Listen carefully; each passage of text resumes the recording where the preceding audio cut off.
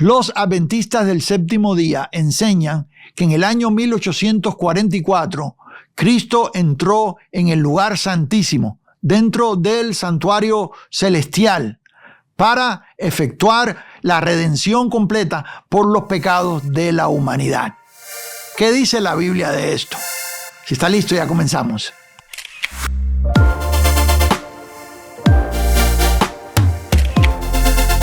Es una bendición estar juntos en esta hora estudiando la palabra de Dios, y quiero dar la bienvenida a todos los que se conectan con nosotros desde cualquier lugar de nuestra amada América Latina. Estamos estudiando a este grupo de los adventistas del séptimo día. Estamos analizando doctrina por doctrina con el texto bíblico, y es mi oración de que nosotros seamos guiados.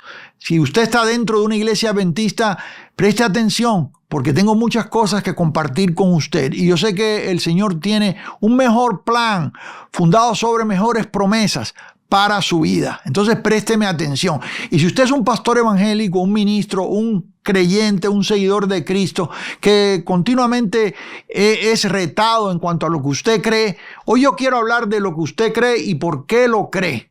Y estoy tratando exactamente con una de las doctrinas adventistas que se llama la redención incompleta, o se ha catalogado así. Y es que ellos no creen que lo que Jesús hizo en la cruz fue completo para obtener completa redención por los perdidos. Y esto comienza con la historia, y yo estuve hablando de eso la semana pasada. Usted, cuando termine conmigo acá, usted puede ir y ver la fundación de los adventistas, las 4 etapas de fundación, quiénes fueron los personajes que participaron, comenzando con William Miller, que él profetizó, y fue la primera profecía que nosotros vemos dentro del movimiento o dentro de la iglesia adventista, errónea. Y es que él puso fecha. Él dijo que Jesucristo iba a venir en el 1843. Y estuvo enseñando, y por años lo estuvo enseñando, y cuando llegó ese año el Señor usted sabe que no vino, no ha regresado, y una gran decepción. Y esto fue un grave problema. Pero luego detrás de él vinieron otros maestros, y algunos trataron de corregir lo que él dijo y empezaron a acomodar doctrinas, y uno de ellos vino y dijo que Jesús en realidad sí vino, porque fíjese que cuando Miller comete el error y cuando se da cuenta en el 1843 de que Jesucristo no vino, entonces él dice: simplemente me equivoqué por un año, va a venir en el 1844. Pero cuando vieron que no llegó, entonces se levantó otros maestros y enseñaron, dijeron: ¿saben esto? En realidad el Señor no vino en carne, no vino físicamente, pero lo que justificando a lo que había dicho Miller, dice: ¿sabe? Él estaba bien, pero se le pasó un detalle. Y es que esa venida no fue acá físicamente, fue una venida en que lo que él estaba queriendo decir es que esa fue la fecha en que Jesucristo entró en el lugar santísimo, en el cielo, para obtener redención. Y ahí ya empieza a desviarse más el grupo, porque ahora ya la redención no es por lo que Cristo logró en su sacrificio perfecto en la cruz del Calvario. No es por la muerte de Cristo, sino por algo que sucede en el 1844. ¿Sí? O sea, yo voy a hablar hoy de cuándo exactamente entró Jesucristo al lugar santísimo y qué es lo que esto significa para su salvación, y por qué razón los adventistas del séptimo día están errados en esta doctrina. Lo estoy haciendo con amor, amados, no con un espíritu crítico ni de burla. Más bien estoy presentando un argumento bíblico. Y si usted es un estudiante de la palabra de Dios, y si usted está interesado por entender bien el texto bíblico, y para usted lo más importante es la verdad, entonces es necesario que escudriñe conmigo el texto bíblico y entienda exactamente qué es lo que dice la palabra de Dios, antes de estar siguiendo a ningún movimiento o a cualquier otro movimiento, aún evangélicos, porque hay iglesias evangélicas que se han desviado en doctrinas, en algunas doctrinas, ¿sí? Y usted tiene que prestar atención para no ser arrastrado, ¿sí? Ahora, en cuanto a esto, le voy a enseñar lo que escribí en la guía de estudio. Dicho sea de paso, la guía de estudio es gratis totalmente, yo se la regalo. Si usted lo único que tiene que hacer es descargarla, si usted tiene el tiempo, ahí cuando yo termine acá, usted vaya al enlace que le estoy poniendo ahí en la descripción y descárguela totalmente gratis. Y también le estoy regalando este libro, amado, es totalmente regalado, es gratis, que se titula Los Adventistas del Séptimo Día, secta o denominación. Y este libro usted lo puede conseguir, lo puede descargar ahí. Le voy a poner el enlace ahí en la descripción también debajo de esta transmisión. Como le dije anteriormente, estos son recursos que yo quiero poner en sus manos. No lo estamos vendiendo, se lo estoy regalando, y yo sé que esto le va a ayudar a usted a ir conmigo estudiando todo lo que estamos tratando aquí. Le van a quedar los textos, las referencias, notas, y bueno, mi oración es que usted sea edificado. O sea, entrando acá en la guía de estudio, voy a mostrarle a usted esto que ellos dicen y cuáles son las implicaciones. Si usted es primera vez que está con nosotros, dicho sea de paso, déjenos saber ahí en los comentarios para darle la bienvenida correctamente. Sí, es una bendición que está acá con nosotros. ¿Sí? Los adventistas del séptimo día afirman que en el 1844 Jesús entró en el lugar santísimo dentro del santuario celestial para completar su redención por los pecados de la humanidad. Esto es porque nosotros sabemos que la Nueva Jerusalén, y aquí es donde entra la confusión, nosotros sabemos que la Nueva Jerusalén está en el cielo. Y el tercer cielo, Pablo enseña de que, yo creo que está hablando de él. Conozco a un hombre, pero está hablando de él mismo, que fue levantado al tercer cielo, al paraíso de Dios, también dice. Y yo he enseñado en otros estudios, usted lo puede encontrar acá en el canal, dónde está el paraíso de Dios en este momento. El paraíso fue traspasado. Estaba en el Edén, nosotros lo vemos dentro de la Nueva Jerusalén, en el tercer cielo. Ahí está, de hecho le enseño dónde está exactamente el tercer cielo y dónde está ahora el paraíso de Dios que fue traspasado. Y ahí lo hablo en detalle, hablo de cuando Jesús murió, hablo del seno de Abraham y todo eso en detalles. Le voy a dejar el video por ahí para que usted lo vea después. Pero en ese aspecto, la palabra de Dios nos enseña que la Nueva Jerusalén descenderá del cielo. Quiere decir que nosotros eso lo entendemos. ¿Me está siguiendo acá? El adventista te dice a usted, y esto es por la enseñanza que fue introducida, no por Miller, sino después, hubieron 4 etapas, se lo enseñé la semana pasada. Esto sucede que lo que sucede ellos dicen que lo que sucede en el 1844 fue que Jesús entró al lugar santísimo que está en el cielo. Y ahí es donde él logra completar el trabajo que no pudo completar aquí en la tierra. Para ellos el trabajo de Jesús en la tierra no se completó. No, escuche bien, esta doctrina no es muy obvia al frente. Cuando usted habla con un adventista del séptimo día que está haciendo, entre comillas, evangelismo, pero no es evangelismo, en realidad lo que ellos están haciendo es una manera de conseguir a personas que ya están en la fe, sí, y arrastrarlos, traerlos hacia lo que ellos creen. Y esto se llama proselitismo, hacer los prosélitos. Ahora, escuchen bien esto. Afirman que en el 1844 Jesús entró en el lugar santísimo dentro del santuario celestial para completar lo que no pudo completar en su sacrificio. Quiere decir que el sacrificio de Jesús en la cruz entonces es en vano, porque no pudo hacer el trabajo completo. Como le dije, esta doctrina no es muy obvia, no es al frente, es una doctrina que inclusive algunos de ellos hablan poco de esto, pero está en los libros, está en los fundamentos de este grupo. Al decir esto, están negando la eficacia del completo sacrificio de Cristo. Están negando la eficacia. Están diciendo que la muerte de Cristo en la cruz no fue suficiente por la paga del pecado, que se necesitaba algo extra. Por supuesto, aún un estudiante principiante de teología sabe que esto es un error. La Biblia enseña claramente que Jesús completó su redención en la cruz y esto no tuvo que esperar hasta el 1848. Más adelante en el estudio, cuando yo entre a Elena de White y sus escritos, yo le voy a enseñar a usted exactamente lo que ella, de la manera en que ella lo explica, y le voy a decir aún más con el texto bíblico cuál es verdaderamente lo que dice la palabra de Dios. Pero hoy voy a ir adelantando algunas cosas y le voy a dar esto.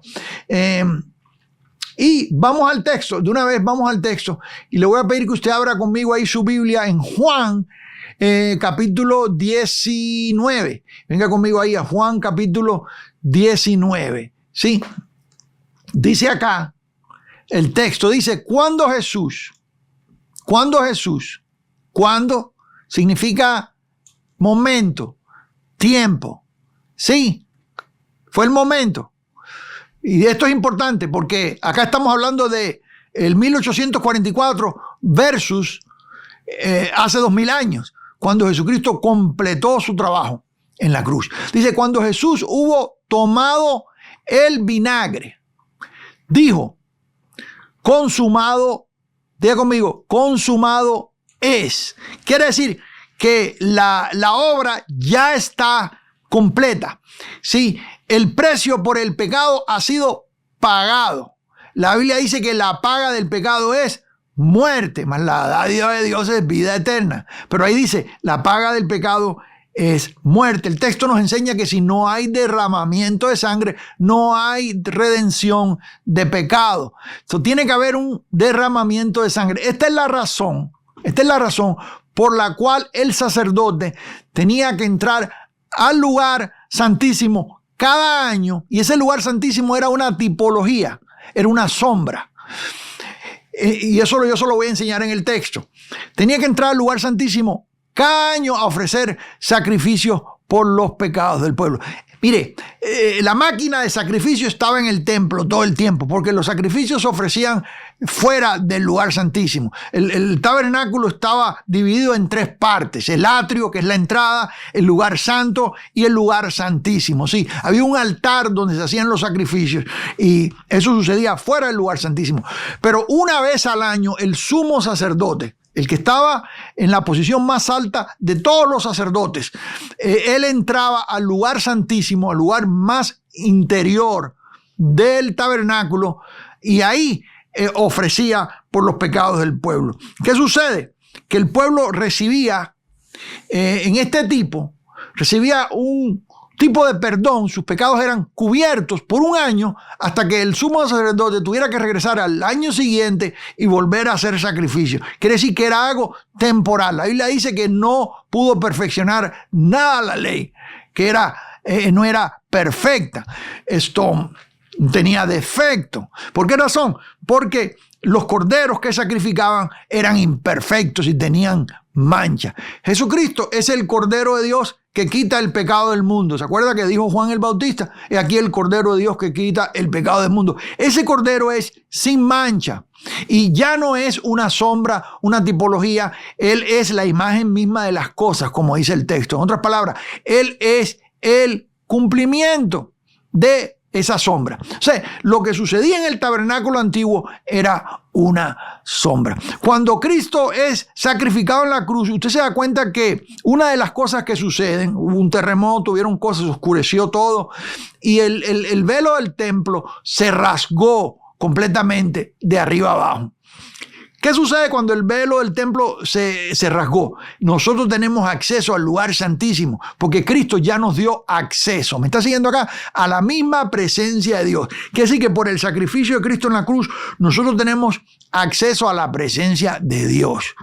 Hoy en día yo oigo gente cantando en las iglesias, incluyendo en las iglesias específicamente, ¿no? Las iglesias evangélicas, cantando al Señor de que llévanos al lugar santísimo, y algunos que dicen que son adoradores, ellos dicen que por medio de la adoración entramos al lugar santísimo, y le dicen a la gente cuando están levantando sus manos y cantando, le dicen, hermano, vamos a entrar al lugar santísimo.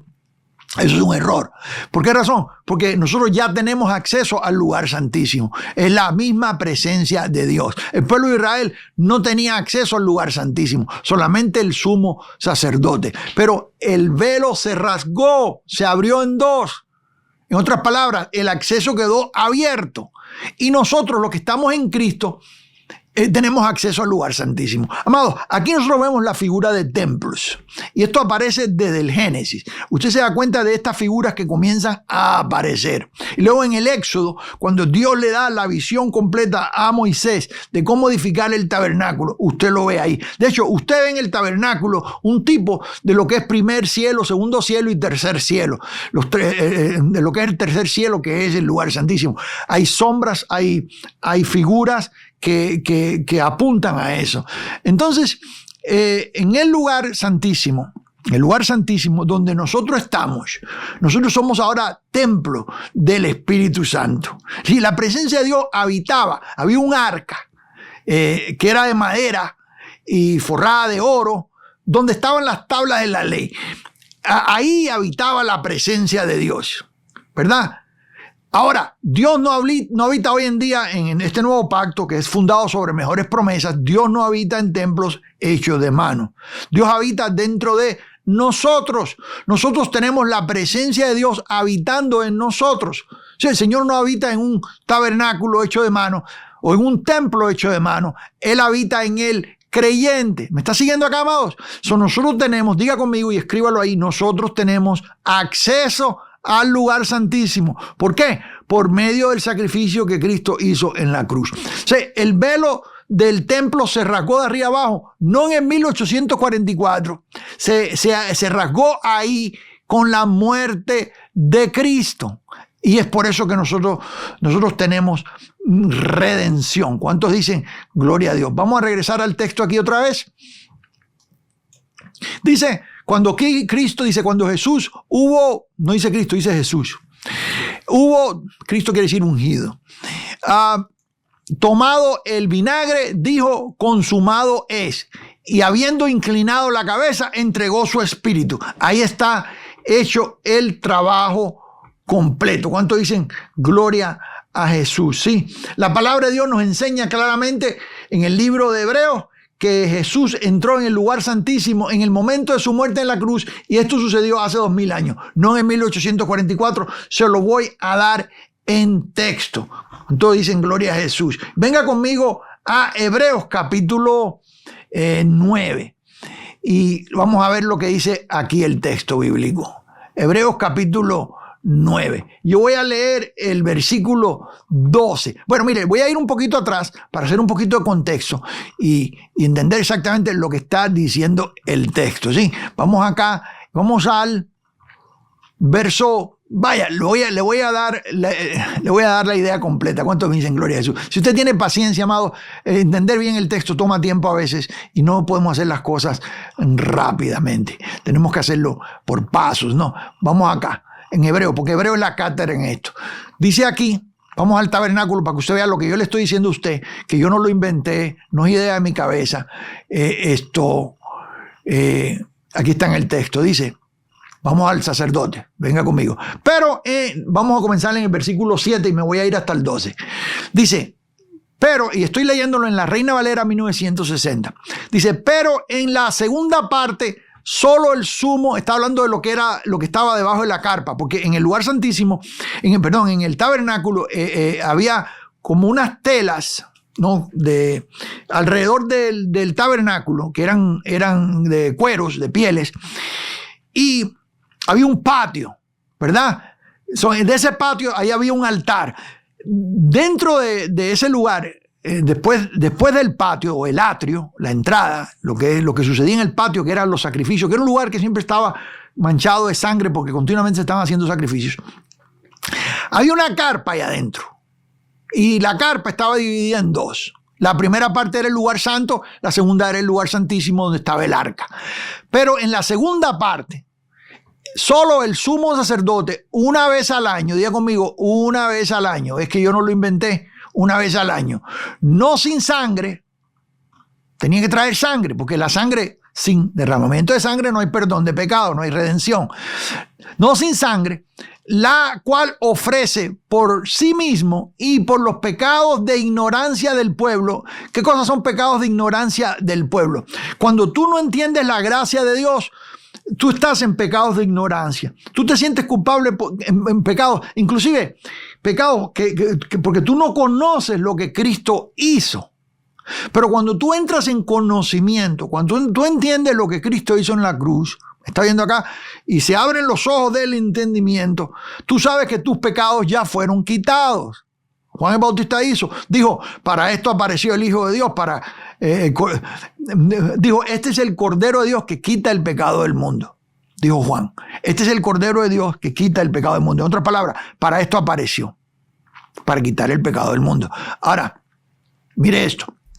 Dice aquí, los pecados de ignorancia del pueblo. Había ignorancia. Seguían repitiendo lo mismo y lo mismo y lo mismo. De esto yo he hablado bastante ya en otros estudios acá. Dando el Espíritu Santo, aquí vemos aquí el Espíritu Santo en operación, desde lo que estaba pasando allá en el Antiguo Testamento. Dando el Espíritu Santo a entender con esto que aún no se había manifestado el camino al lugar santísimo. No se había manifestado, estaba en sombras. Entre tanto, que la primera parte del tabernáculo estuviese en pie. Estuviese en pie. La cual es símbolo, diga conmigo, símbolo. Usted tiene que entender estas cosas.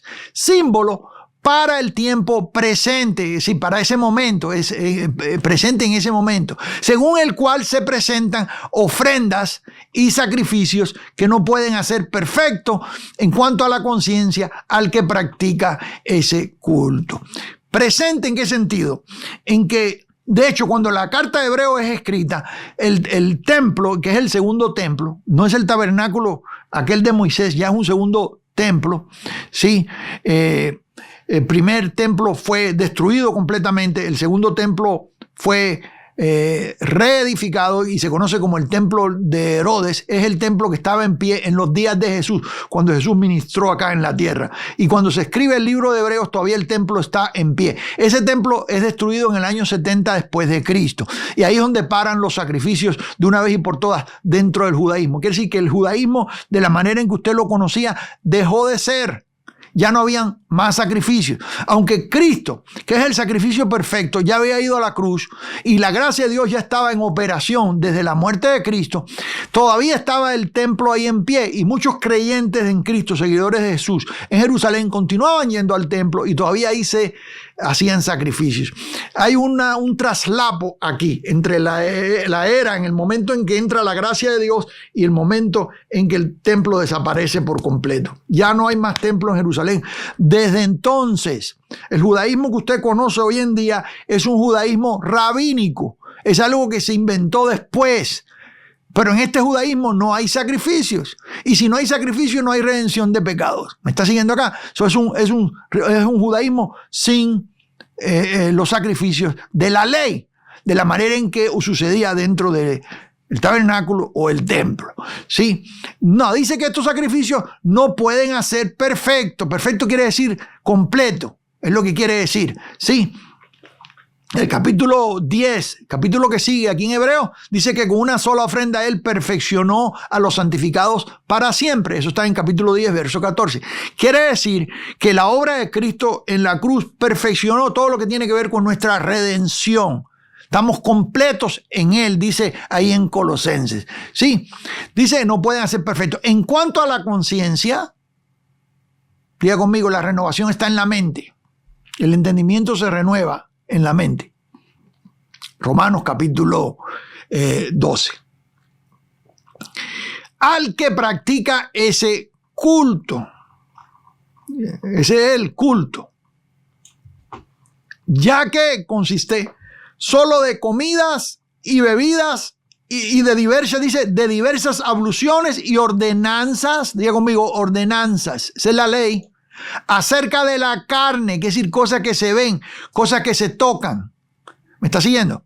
Impuestas por un tiempo limitado, impuestas hasta el tiempo de reformar las cosas. Y no está hablando de la reforma de Lutero, está hablando de la muerte de Cristo que reformó todo.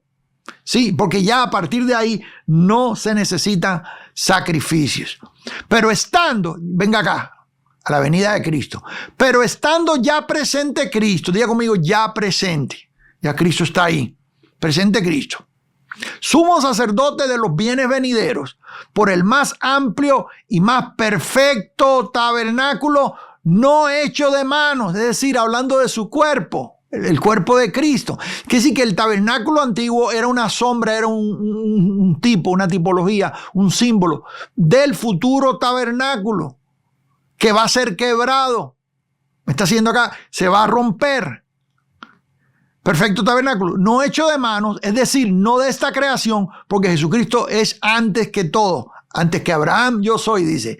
Jesús está desde antes de la creación, es eterno. Y eso es buena doctrina, dicho sea de paso.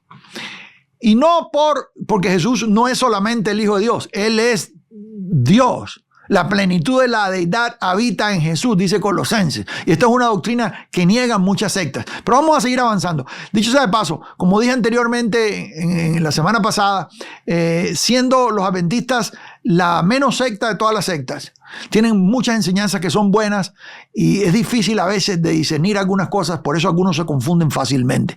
Con los testigos de Jehová son más abiertos en algunas herejías y usted los ve venir. Pero los adventistas son más recibidos como denominación y es aquí el problema. Y no por sangre de machos cabríos, ni becerros, sino por su propia sangre, no por el sacrificio de animales en el antiguo pacto, sino por la misma sangre de él, de Cristo. Entró una vez para siempre. ¿Cuántas veces? Una sola vez. ¿Qué hizo? Entró, diga conmigo, entró. Escuche bien, para no irnos del tema. Los adventistas dicen que Jesús entró al lugar santísimo en el año 1844 para obtener redención por nosotros. Eso es lo que ellos dicen. Esa es la doctrina adventista. Pero eso no es lo que dice la Biblia. Dice aquí, no por su propia sangre, dice, entró una vez para siempre en el lugar santísimo. ¿Me está siguiendo acá, amados? ¿Cuándo entró Jesús en el lugar santísimo? Está hablando en su muerte, en su sacrificio. No como los sacrificios de animales, sino en su muerte, por su propia sangre. Es el sacrificio de él mismo. Él puso su vida. El sacrificio de él mismo entró una vez para siempre en el lugar santísimo. ¿Dónde entró? En el lugar santísimo. Entró está en tiempo ¿qué? Pasado. Diga conmigo, entró está en tiempo pasado. Muy pasado. Porque Hebreo fue escrito en el primer siglo. No entró en el año 1844. Quiere decir que la profecía de Miller de la segunda venida de Cristo que se equivocó y que luego viene detrás de él los que la supuestamente corrigen, diciendo que en realidad lo que sucedió en el 1844 fue que Cristo hizo esto. Pues ahí cerraron. Están errados. ¿Por qué razón? Porque la Biblia dice que Jesús por su propia sangre entró una vez para siempre. ¿Cuántas veces, amado? Para que no me digan que es una repetición. Amado, es que es una profecía de doble cumplimiento. Ahí es donde siempre se agarran con eso. Es una profecía de doble cumplimiento, hermano. Sucedió acá, pero luego volvió a suceder. No, amado, aquí dice una sola vez. No tiene doble cumplimiento. Diga conmigo, no tiene doble cumplimiento. El Señor Jesucristo entró en el lugar santísimo una sola vez. Una sola vez. Para siempre en el lugar santísimo, aquí dice. ¿Cuándo entró Jesús en el lugar santísimo? Hace 2000 años. 2000 y algo. ¿Cuánto? 2000 años. En su muerte. Habiendo obtenido eterna redención. Quiere decir que Jesús obtuvo eterna redención cuando murió en la cruz. ¿Cuántos están conmigo aquí? Cuando murió en la cruz. ¿Quiere un poquito más? Dice, porque si la sangre de los toros y de los machos cabríos y las cenizas de la becerra, rociadas a los inmundos, santifican para la purificación de la carne, ¿cuánto más la sangre de Cristo? Diga conmigo, la sangre de Cristo, el cual mediante el Espíritu Eterno se ofreció a sí mismo sin mancha a Dios, limpiará vuestras conciencias. ¿Se acuerda que hablé de pecados de ignorancia? De obras muertas, para que sirváis al Dios vivo. ¿Qué cosa es conciencia de obras muertas? Eso es lo que traía la ley, que son esfuerzos humanos. ¿Cuántos están conmigo acá? ¿Sí? ¿Cuántos están conmigo acá? Si usted viene conmigo, vamos a avanzar un poquito más en esto. Y venga conmigo, aquí mismo a Hebreos, vamos al capítulo 7, versículo 27. Vamos al 26. Aquí está el 27, vamos al 26. Aquí estamos ya. Mire. Porque tal sumo sacerdote nos convenía santo, inocente, sin mancha, apartado de los pecadores. ¿De quién está hablando, amados? Recuerde que Jesucristo es sacerdote en otro orden, bajo el orden de Melquisedec. Esto lo explico acá en un video, acá en el canal. Sí, convenía santo, inocente, sin mancha, apartado de los pecadores, y ha hecho más sublime que los cielos, que no tiene necesidad cada día como aquellos sumos sacerdotes. Aquello era una repetición porque no perfeccionaba nada. De ofrecer primero sacrificios por sus propios pecados y luego por los pecados del pueblo. ¿Se acuerda? Lo leímos anteriormente. Dice, porque esto lo hizo una vez para siempre. ¿Cuántos están conmigo aquí? Diga conmigo, una vez para siempre. No se puede repetir, es suficiente. La muerte de Cristo es suficiente. Diga conmigo, la muerte de Cristo es suficiente para quitar el pecado. Entonces no puede ser en el 1844. Ofreciéndose a sí mismo, porque la ley constituye sumos sacerdotes a débiles hombres. Dice la ley, ¿verdad? La ley constituye sumos sacerdotes a débiles hombres, pero la palabra del juramento posterior a la ley, al Hijo hecho perfecto para siempre. Diga conmigo, para siempre, para siempre. Ahí está. Jesucristo es si usted sigue leyendo, amados, Jesucristo es mediador de un mejor pacto fundado sobre mejores promesas. ¿Cuánto dicen gloria a Jesús? Y si usted se va conmigo, y se lo voy a poner aquí en la guía de estudio, porque aquí lo tengo subrayado a color para que usted vea exactamente dónde estoy haciendo el énfasis. Hebreos 10, vamos a Hebreos 10, el 10 al 14, 4 versículos. Ya lo mencioné antes. Pero mire esto, mire las palabras que están en rojo. Dicho sea de paso, esto usted lo tiene en su guía de estudio. Mire las palabras que están en rojo. Vamos a leerlo. Dice, en esa voluntad somos santificados mediante la ofrenda del cuerpo de Cristo. Hecha una vez, ¿cuánto dice aquí? Una vez para siempre.